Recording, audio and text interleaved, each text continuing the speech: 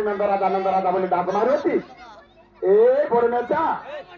तोर मुंडे कोन गोबर होती ना दही होती कतार दोसाना जानी नाटक गुबरी आसोचु दिरती बाबरे कतारे होबो नहीं कोन मंद खाइछि ना कोन गांडा थीति सात कर मोडा पे देले तोरा गोबर पे देबो नाही नोनी रिसंग बाई सेट कहू चुप चकुंडा साथ खाऊ तोरा आमी तोर दते नुआय जानी या बात आज तीता उतरी जावा मार आज तीता उतरी जावा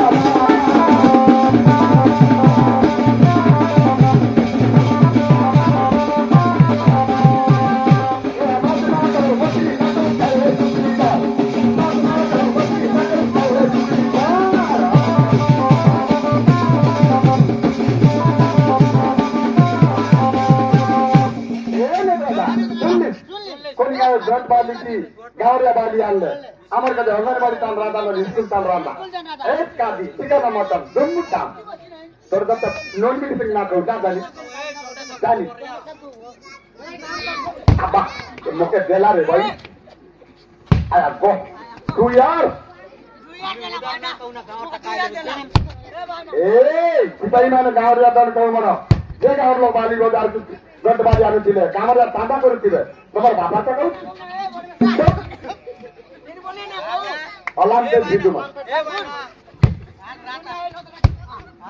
बोलिना ए देवरन नारायणी समस्त दानी रे नंदरा दाबली बोलिना भरा আমি নিতে পারি নিতে কাইবু তোরা গাওয়া দান কও মন দতে দতে টেম্পার কথা হল নাই বুঝলা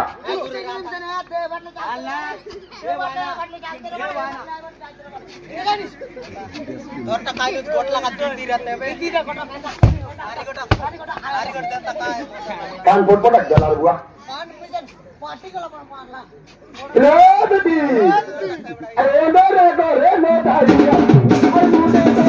দে আউটা কানি কাতে আই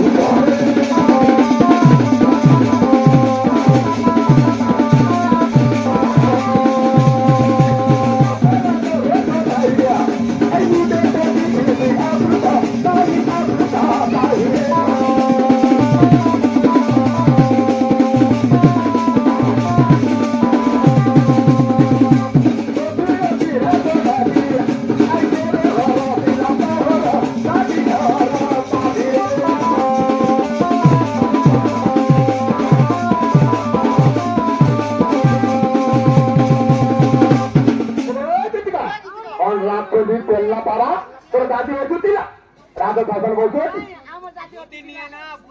तमगे राजनीति देना चले जणा नहीं ला टुट्टी राजनीति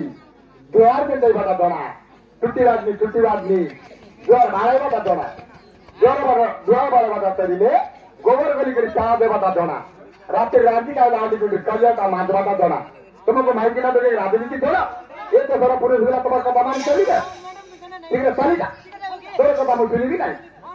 बुझिल भरा अरे तुली नहीं पता दोना तुली दरा बता अरे गादा बिंदा होई गरी तुली निया लगा बता दोना देव राम बता बुझिलो तो तुला बता दोना थी बता सता दोना राजनीति तुमको माइक ना देके दोना नहीं लो अरे बुझी ना नो दो रातो ता अरे तो बोला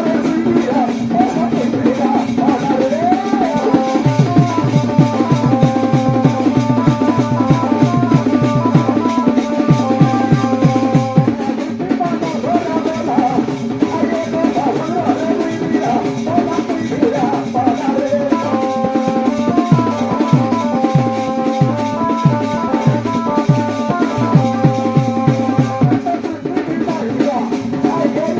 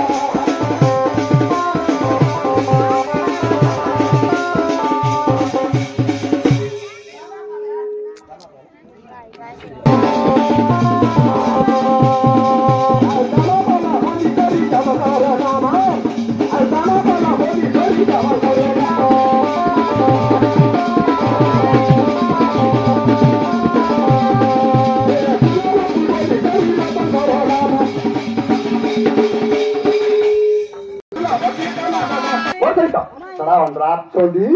kita kerja. Sudah kali bawa bengali kamera kotor itu kita. Sudah kali bawa bengali kamera kotor itu kita. Dewi buli nebo tina tu kita.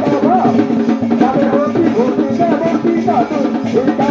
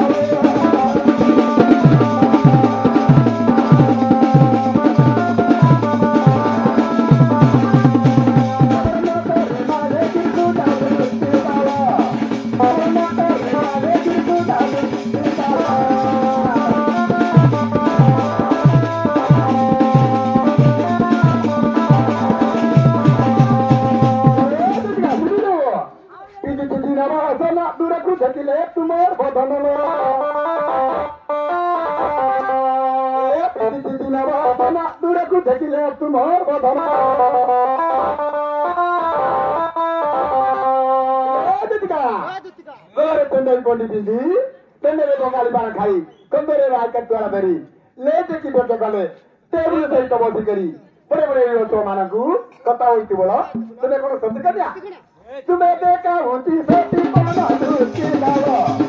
ताना तेरी मारे की सुना दूसरी लावा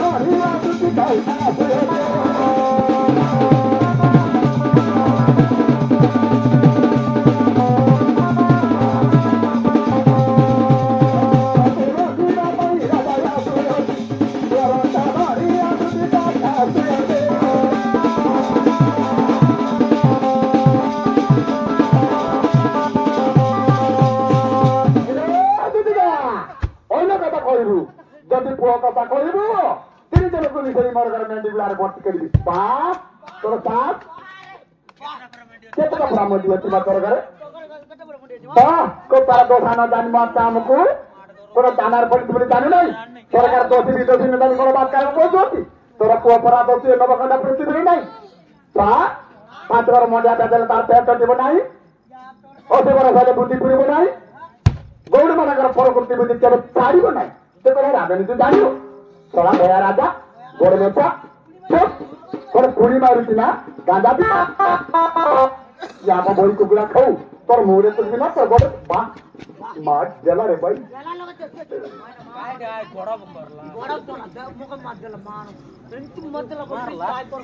बीता बीता और बीता कर देती है तेरे दादा क्या किया तेरी जाऊँगी देख लो तू ते क्या बोल रहा बोलता ना अरे राजा तू क्या बोलता माता रे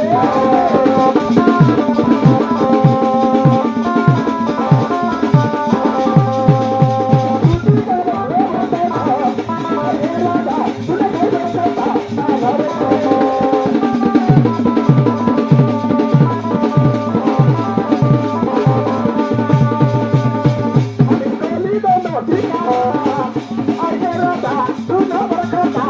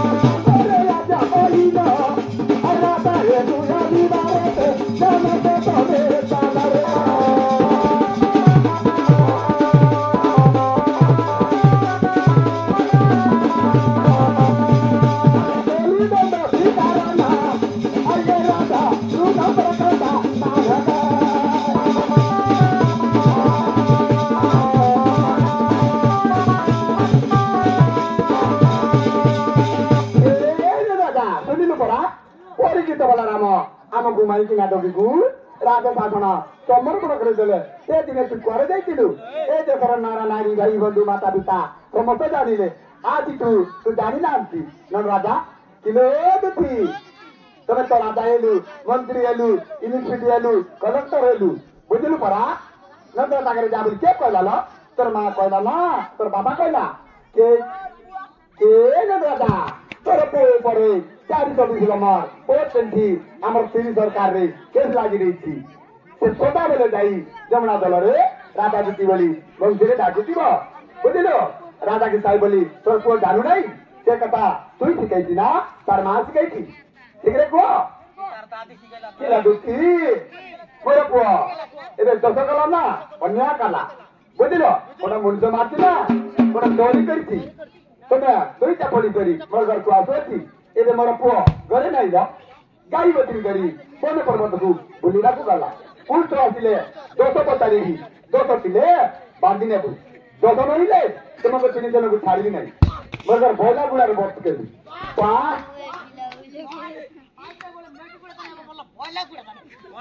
রাজা বইলা কাছে কোটার উড়াই ये बने गला टुकड़ा मान जाए बल्ला गुड़ा बोइला काटे अब्बा तोड़ा तोड़ा तू मांड मारी दी तोर बापा दादी रखी बनाई जानतो ना कतक मारू आजू ना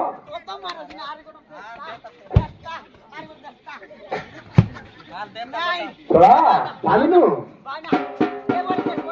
के ले बेटा तेरे पुअकु कोतिबाकु जाओ बुझिलु किला गुटी मो पुअकु कोतिबाकु मथे जरूरत मोर घर पलंग मधरे तमे बसिताओ दोष थिले कोइतकु नेबु दोष नइले छाड़ी भी नाही बाधा देउची बुझिलु परा ए नगराजा जाओ मो तोर घर गतिना कमिया खाली सकाले 12 घंटा बेला आसुतिरु जगे जगे अछु तोर घर गतिना कमिया जाओ चले जाओ नगरा तागरा पलंग मधर है दुतिका दाई रोटिला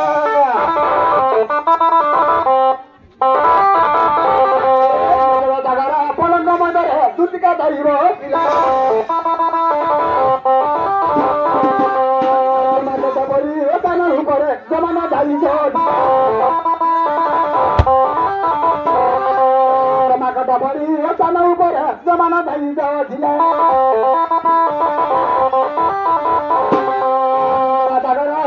दुआरे ए दुटे दाई दो दिला राजा गरा से दियो दुआरे ए दुटे दाई दो दिला काले कुन्ना बाचूरी चराई कुन्ना बाचूरी चराई कोरले पिया बिला रामा कोरले पिया बिला रामा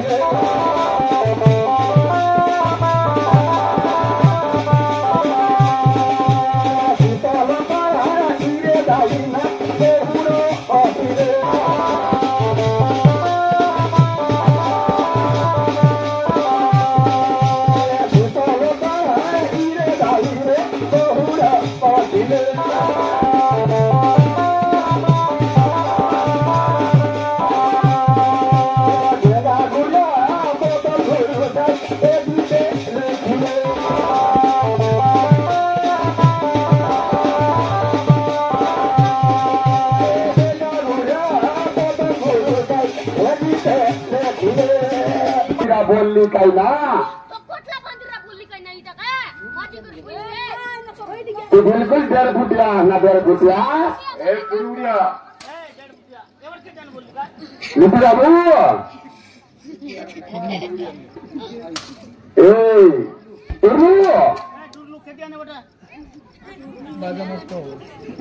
बाबू चाहे बाबू 1.5 फुटिया चिल्की लेखनी आज गलती वाले तोर जान कन्या लानु मोर जानबू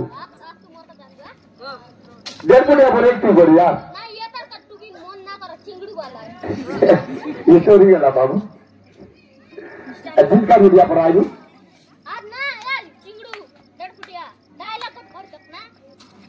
बनता बाबू काय जाना चाले गोड लोग तो सकाल पाले गाय मेले सौत परबारी डाल मुलिया तो बुझाइन रहता बोली दाखो तो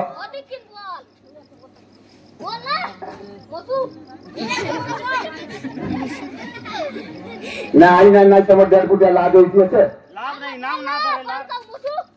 नाम ना करे ली जगह ए बांग किन देना मुसु बोलना कोई मांगने कोई सी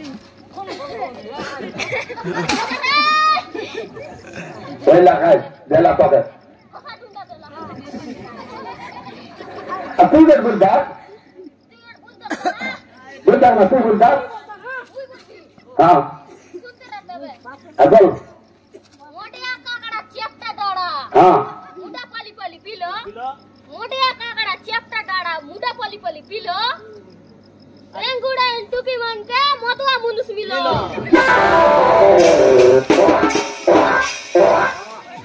मोटा काकड़ा चेप्टा डाड़ा मुडा पाली पाली पीलो रेंगुड़ा टुकी मन के मोतवा मुनुस मिलो वाह सबका थाइलैंड मार लिया अरे याची ता गुरु आई आप बता बॉयलर कुकड़ा पोस्का माई खाइले सुअर नहीं हां आजकल टुकी मन जक्की मेकअप करले आई डोकरी सोबन नहीं या बॉयलर कुकड़ा पोस्का माई खाइले सुअर नहीं आजकल टुकी मन जक्की मेकअप करले आई डोकरी सोबन नहीं और काय तार बुझाती आछता गोरा गोरा मुकड़ा के काला काला चश्मा हां पाली पाली पोसला टुकी बेड़ा बाटा किचना बाप रे मोरे जमी रे बाबू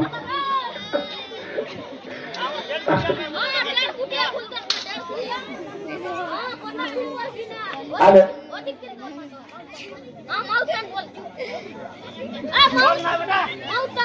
नहीं बोलना नहीं बोलवे तो आज बोल ले सुन ला हमरा बोल 1 2 3 मारला पानी ना मारला पानी नगंगुरा चुके मन तो मुनस मिनट नहीं ए पानी के पुरुष ना बाबू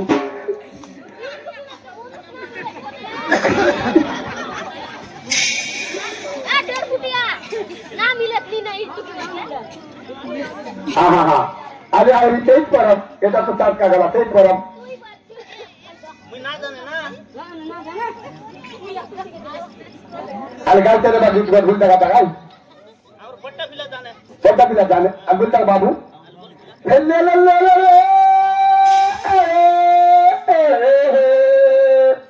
Pindah di Delhi, ane tosi karo lele deki lejave ni dole. Nama rosavati ere lama leti deki lejave ni dole. Merkari sadani ke balun to kumaro beta hila kere rele. Oh rosavati ere lama leti beta hila kere rele. Merkaya ke bahulo te liखे te liya kolmo ne nahi lai rasi. Gwado te lime di adi nasi gele gohuliya bata bandi bete hoji rasi. Meriyamo dore ko sindi ti pore kandalosi. Tamro randa gore ti la potila eregi ghudai ni pindaye na hoye mosi. Dondo wate wandu lolo kaiste vaskai kabile na butelosi. Ghudai da kabile na bute losi alovela kabile na bute losi. Bare babu कितना दानिश कम के तेरे देवी केरे कोरा दिखरी दिला एक ही पे हाय आले ना बेर बुटे तू बुंदा बुंदा को बता ये ता सुनते रहा ला ला ला ला रे पिला ये ता सुनता तोर भले गेलता रे मुरारे बातो मारे पिला मंगलवार ओ कन्या पिला तो मुना तो बातो पुजारी करे Nama roto vati evola namoti net bhula golu jare. Murbeta bhula jare chitra ji rati marbumare bhana dipe diya gati. O jasa vati evola bhagati preto diya gati. Ona kamu hoti pitolo sotire tanga dari dare masi. Koro geta dale kuir amila sir sote toki mana deivo role taresi. Badaro kuria jodori rosi muhinar ledo kori rosi. Dara pelo denge ponia desi kai kota bata tesi. Eri gurima. Eta kota bata tesi elar bela kota bata tesi.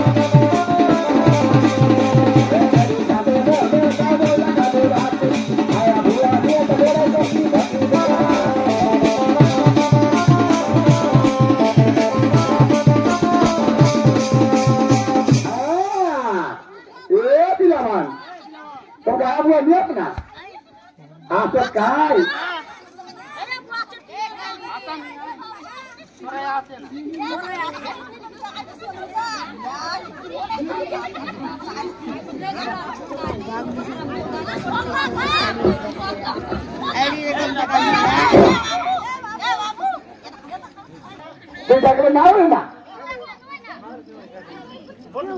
আমাকে ডাকা দিয়েছে ডাকতে না হয় ডাক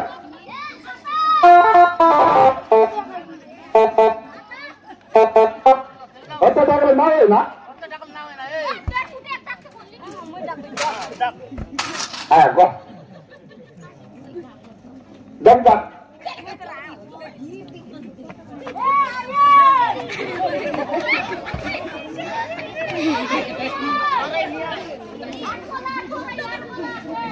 लाडू एमबीसी उतर कर दे लाडू गाड़ी गाड़ी बजिया गाड़ी बजिया गाड़ी बजिया जिसके तरकत पर आई देखा ए मां आओ आओ आओ हमारा सीएम आपके गुरके तो कर दिया थे तो क्या तो सब घर के लाग मार के लाग भी कई चला रोड जिला बस स्टॉप किया थे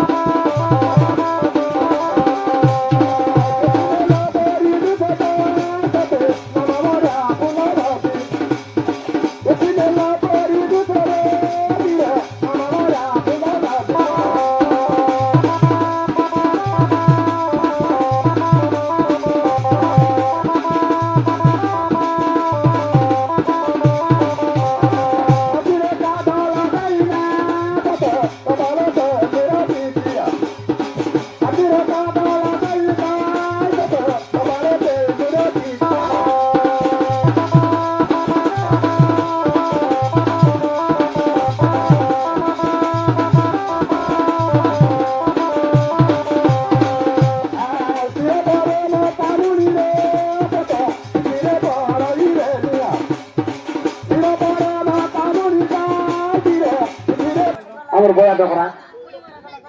দেখবা সাহাবল বিয়াতে বিলাবন বিহার দুইটা আছে কাই আই ভালো বিহার নাম কার নতি বিলাবন লাগছে জীবন দুঃখী আছে দেখলা তা বইল দেখলা এই মা দেখরা কি আতা এ বুলা कंता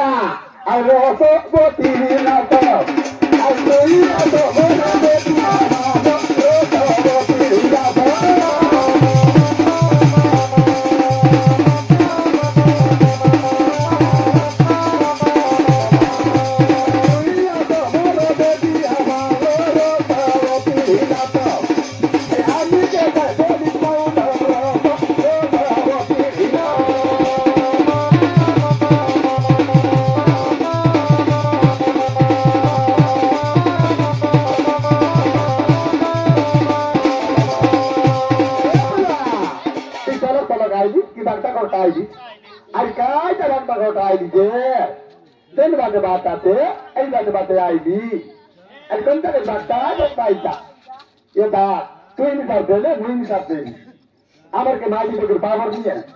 আমি নিসারি ইউনিভার্সিটি ওইলার কালেক্টর হইলো মুনাসুলাকে না ডরুকায় জানিস আর তোর তিনি মুনাসুলাকে আউরি বেড়াইতে না আর 3 টাকা কানি আনতে রাম জবাব দিবে না না এবার জানিস এ বুলা অন্তিম দেওয়াকে মাইকে বড় বড় দাতাই আমি দিয়া এতে বুয়া ও তাই তুমি কি আন্নার কটক চাটা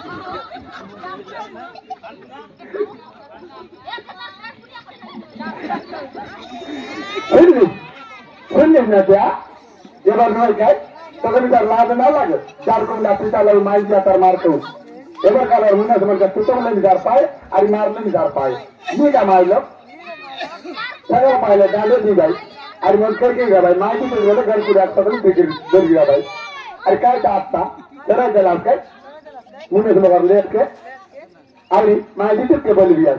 আমি মাই দিতে কি না করো আমার শাসন আছে আমার রাজ আছে শুনলি এ বুলা তোমার গামর দিয়া দিনে দাই রঙে দরতা মনে তোমার গামর দিয়া দিনে দাই রঙে দরতা মনে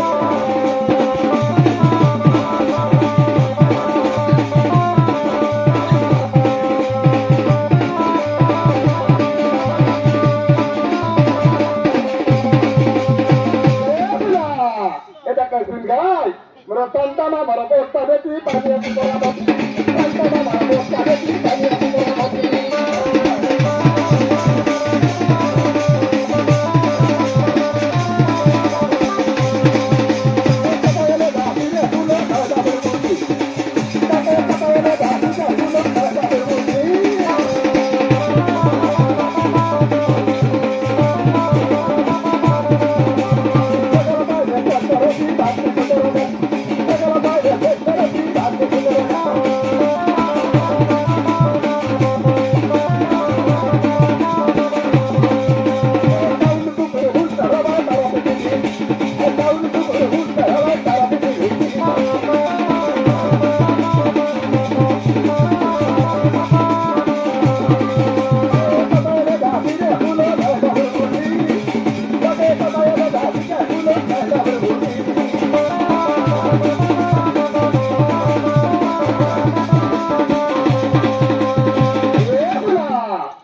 Serigala bagni dunia ro alo. Eta ta tunta. Ai atara mo bhilo tulo tade alo alo. Atara mo bhilo tulo tade alo alo.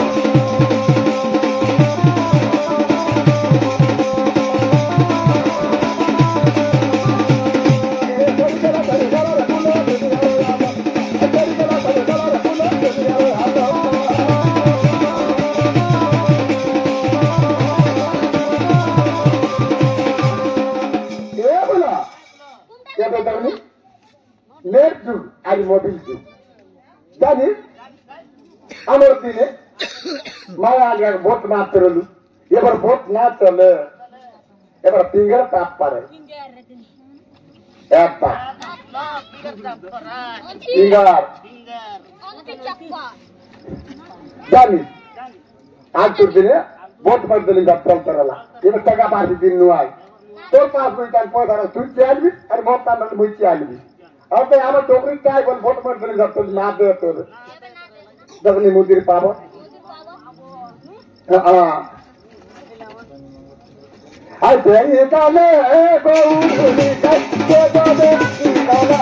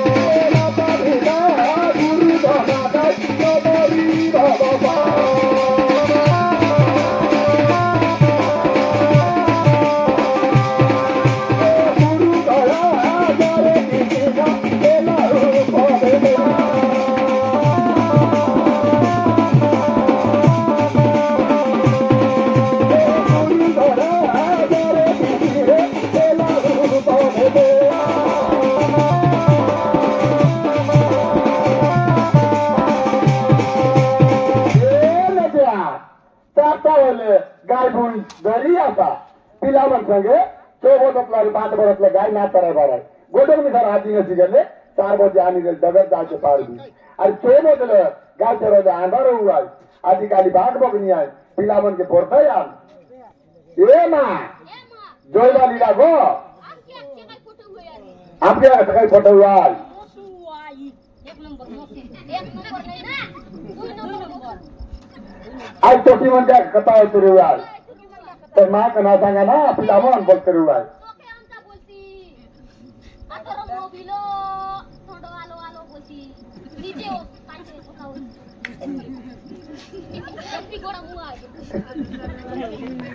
ए दिवरी दा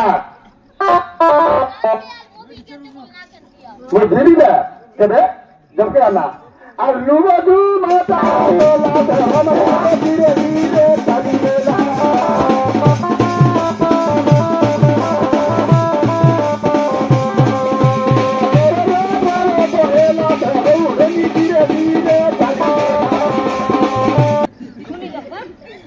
No, I thought.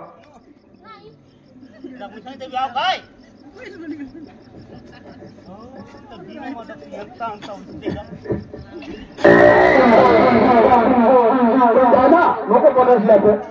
Menatai.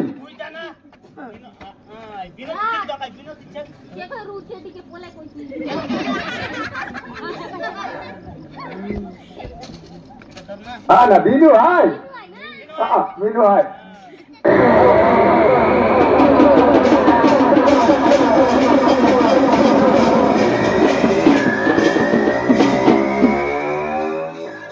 বলার টাইটেল মোর গড় দেয় না गोरके दूर रोला ना বিনো তানে বিনো তানে কি গোড় বলে কি গোড় কে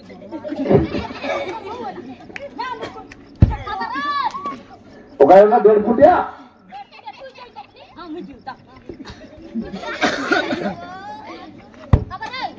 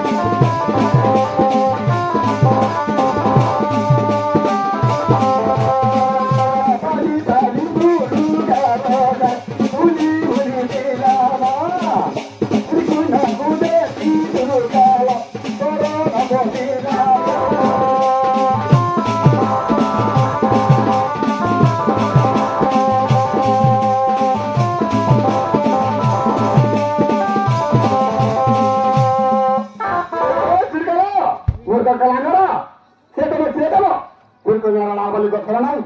ବାତୁରୀ ମାନଙ୍କୁ ଧରି ଧରି ଧରି ଧରି ବେକମରି ଗଦା କରିଦେବି ସାତ ଜଣ ଆମର ଯିବ ନାହିଁ ଏଇ ଶୁଳ୍କାଳ ଅବସ୍ଥାରେ ଭୋଗିବାକୁ ପଡିବ ଏଇ ଭଳିଆ ତତେ ମାଣ୍ଡ ଦିଆଯିବ ଏଇ ଭଳିଆ ତତେ ସାର୍ଗ ଦିଆଯିବ ମହାପ୍ରଭୁ ରକ୍ଷା କରନ୍ତୁ ନାରାୟଣ ନାରାୟଣ ଦେଖିଲା ବେଲେ ମୋର ଜୀବନ ଚର୍ଚ୍ଚା ଯିବ ପ୍ରଭୁ ତୁମର ବାତୁରୀ ମାନେ ଦେ ମୋର ଧରିଲା ବେଳକୁ ଗୁଚାରି ନେଇଯିବେ ମୁଁ ଟାଣି ପାରିବି ନାହିଁ ଧରି ପାରିବି ନାହିଁ ମତେ ବୁଲୁ ସୁଦ୍ଧା ମାଣ୍ଡ ଦିଅ ନାହିଁ ପ୍ରଭୁ ସେଥିଲାଗି ମୁଁ ଆପଣଙ୍କୁ ବାଟରେ ଜଗି ଅଛି ମହାପ୍ରଭୁ କିଏ ସୁଧାଳ କିଏ କହିଦେଲା ବାତୁରୀ ମହାପ୍ରଭୁ ତୁମର ଅଳାରେ ପଶି ଜବରଦସ୍ତି ଶିବ ମାମୁ ବାତୁରୀ ମାନଙ୍କୁ ବେକ ମଡ଼ି ଗଦା କରିଦେଲା କିଛି କିଛି କହିବାରୁ ମତେ ରାଗିଦେଲା ପ୍ରଭୁ ସେଥିଲାଗି ମୁଁ ଆପଣଙ୍କୁ ବାଟରେ ଜଗି ଅଛି ଏ ଦୁର୍ଗାଳ ଶିବ କୋଉଠି ଅଛି ମହାପ୍ରଭୁ ଆନନ୍ଦରେ ଖାଇ ମୌଳସୀ ଭାବରେ ଶିଆଳି ଗୁମ୍ଫା ଭିତରେ ଶୋଇ ପଡିଛି ତୁମେ ସେଠାରେ ପାଅ ପ୍ରଭୁ ତୁମ ଆଦର୍ଶ କେମିତି ଚାଲିଥିବି ଶିବ ମାମୁଙ୍କୁ ତୁମ ପାଖକୁ କେବେ ଦେଖାଇଲା ନାହିଁ